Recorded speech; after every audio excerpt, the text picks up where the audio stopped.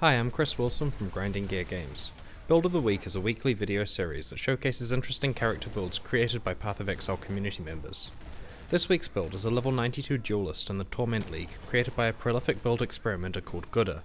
He recently used it to kill Abixoth, the end of all that is, despite Abixoth being possessed by a tormented rogue during the fight, making him much faster and harder to hit. The character dual wields both a mace and a Prismatic Eclipse unique sword, but uses Ground Slam as its main skill.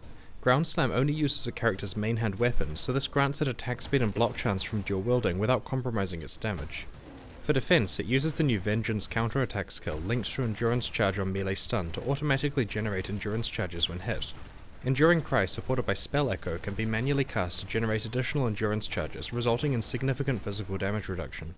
Extra survivability is granted through high life regeneration and life leech on gear, which is accelerated using the Cherubim's Maleficence unique armor. Ground Slam combined with Resolute Technique helps the character to leech reliably. It has been supported with concentrated effect and melee physical damage to ensure high amounts of life leech from physical damage. This character doesn't require the life leech support gem, so the remainder of the gem slots are dedicated to increasing attack speed and damage. Prismatic Eclipse is important to this build in most situations, as it provides additional physical damage, attack speed, and block chance. It's relatively easy to attain, and this one has been corrupted to provide additional block chance. Against powerful elemental bosses such as Abixoth or some of the other unique Beyond demons, Prismatic Eclipse can be swapped for Sapphire's Frame to provide spell block and additional elemental resistances. The character's passive skill tree focuses on life and gaining additional endurance charges. While this build leveled up using the Stun Mastery notable passive, that was replaced by the Unwavering Stance Keystone in order to farm at Zeri more reliably. The Unyielding Keystone is important to this build's defense as it significantly reduces damage received from critical strikes, and this character can't evade attacks.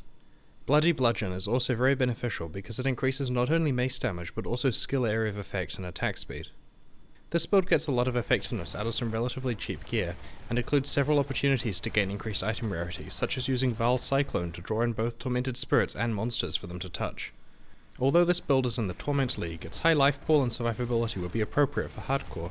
It can also be completed by starting as a Marauder, but it would take longer to acquire block chance and attack speed. If you'd like to submit a build for next week's episode, just post a build guide in the class forums on pathofexile.com. Thanks for watching and see you next time.